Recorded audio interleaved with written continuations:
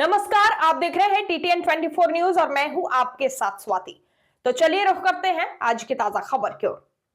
खबर झांसी से है, जहां झांसी में आज विश्व निमोनिया दिवस है, जिस पर आज हमारे आनंद बॉबी चावला ने मेडिकल कॉलेज के विभाग अध्यक्ष डॉक्टर ओम शंकर चौरसिया और झांसी के डॉक्टर रंजीत सिंह भुसारी से इस बदलते मौसम और होने वाली बीमारियों के बारे में चर्चा की और उनसे होने वाले गंभीर रोगों के बारे में भी जाना और बीमारियों के लक्षण और उनके उपचार के बारे में भी जाना।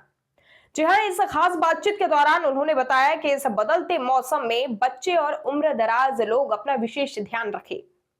यदि बच्चा खांसी जुकाम से पीड़ित है और जल्दी जल्दी सांस ले रहा है तो उसे डॉक्टर की परामर्श की आवश्यकता है। जी हाँ, देर होने पर उसे निमोनिया हो सकता है। इस मौसम में बैक्टीरिया संक्रमण, प्रदूषित हवा और फंगल इन्फेक्शन से भी निमोनिया का खतरा हो सकता है। कई बार जानकारी अभाव में निमोनिया का खतरा भी बन सकती है। यदि समय से पहचान करें तो इस गंभीर रोग से बचा जा सकता है। वहीं आपको बता दें कि डॉक्टर रंजीत जी ने बताया कि इस समय मां का दूध यदि बच्चा पीना बंद कर दे और सांस लेने में दिक्कत हो तो उसे तुरंत डॉक्टर के पास ले जाए, जिससे समय पर उपचार के दौरान उसे स्वस्थ किया जा सके। वहीं गंभीर स्थिति में उसे तुरंत नजदीकी अस्पताल में ले जाया जाए, क्योंकि बचाव ही उपचार है।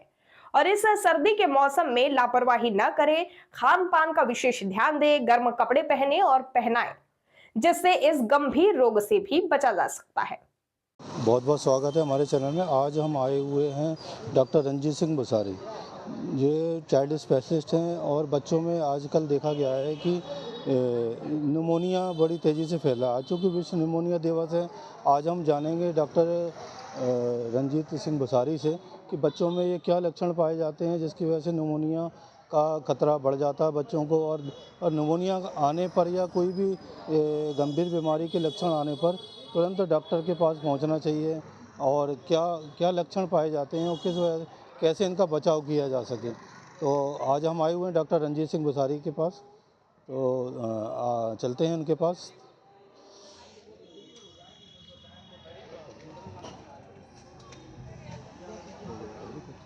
सर, बहुत बहुत स्वागत है हमारे चैनल में। आज विश्व निमोनिया दिवस है, तो उस पर सर कुछ आज हमारे चैनल के माध्यम से हमारे दर्शकों को इस गंभीर बीमारियों के बारे में, बच्चों में होने वाली, खासतौर पर इस समय मौसम करवट ले रहा है, उसके मद्देनज़र आप कुछ जो भी जानकारी हमारे चैनल के माध्यम से हमारे दर्शकों को बताएं। Thank you. मैं डॉक्टर रंजीत सिंह भुसारी, सीपीडी बाजार में चाइल्ड स्पेशलिस्ट हूँ। I am practicing from last 40 years.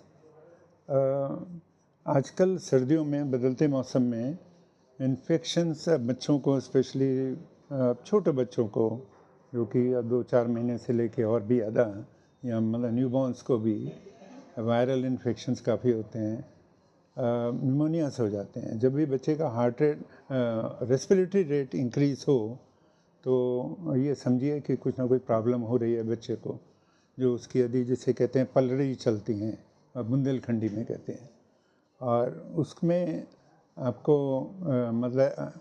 मतलब पब्लिक को ये मालूम होना चाहिए कि हमारे को किसी भी डॉक्टर को अप्रोच करना है या कोई हॉस्पिटल में जाना है, ताकि ये और ज़्यादा रोग, गंभीर रोग ना हो। निमोनियास बहुत होते हैं, तो निमोनियास के लिए भी बचाव यही है, और बच्चों से बचा के रखना है, अलग रखना है, और जितना हो सके साफ़ सफाई रखना है। मदर फीड बहुत इम्पॉर्टेंट है। मदर फीड देने से कई सारे निमोनियास पे अंकुश लगता है। और किसी को घर में निमोनिया हो या फीवर हो या खांसी जुकाम हो तो वो इस बच्चे के पास बिल्कुल ना जाए। बदलते मौसम के चलते कुछ घरेलू उपचार के बारे में बताएं, जैसे कि बच्चों को यहाँ डॉक्टर के आने पर कुछ इलाज मिल सके। घरेलू उपचार तो ज़्यादा नहीं बनता है। जो यदि थोड़ा बहुत ही ज़ुकाम सा लगता है तो नेज़ल ड्रॉप्स तो डाल सकते हैं, पर इसमें ज़्यादा वेट नहीं कर सकते हैं, क्योंकि एकदम से ये गंभीर रूप ले लेता है, तो किसी हॉस्पिटल में जाने में अच्छा रहेगा। और निमोनियास के फिर उसके बाद फिर अब टीके उपलब्ध हैं जो कि प्रिवेंटिव हैं, जो कि प्रिवेंशन के लिए। अब आजकल ये टीका सरकारी हॉस्पिटल में भी उपलब्ध है, जो कि मतलब फ्री ऑफ कॉस्ट। तो अब सब बच्चों को 1.5 महीने 2.5 महीने अब 3.5 महीने, उसके बाद फिर 1 साल के बाद निमोनिया के टीके लगने अनिवार्य हैं। जैसे कि बच्चे समय मोबाइल का क्रेज़ बहुत है। मोबाइल की क्रेज़ के चलते वो जो दवाइयाँ समय पे नहीं खाते हैं या आँखों की बीमारी भी इस समय जो है ज़्यादा या कुछ कह सकते हैं कि जो है बच्चों में मानसिक तौर पे कुछ बच्चे जो है इससे प्रभावित हो रहे थे, उसके लिए कुछ उपाय बताएँ और कुछ इनसे बचाव बताएँ। देखिए, मोबाइल का है फ़ायदे भी हैं तो नुकसान भी बहुत हैं। छोटे बच्चे आप देख रहे हैं अपने समाज में बहुत सारे सब बच्चों को चश्मे लगते जा रहे हैं। वो इतना ज़्यादा मोबाइल देख रहे हैं, इतना पास से मोबाइल देख रहे हैं, एक तो आँखें उनकी ख़राब हो रही हैं, मानसिक रूप से ऐसे बच्चे चिड़चिड़े हो रहे हैं।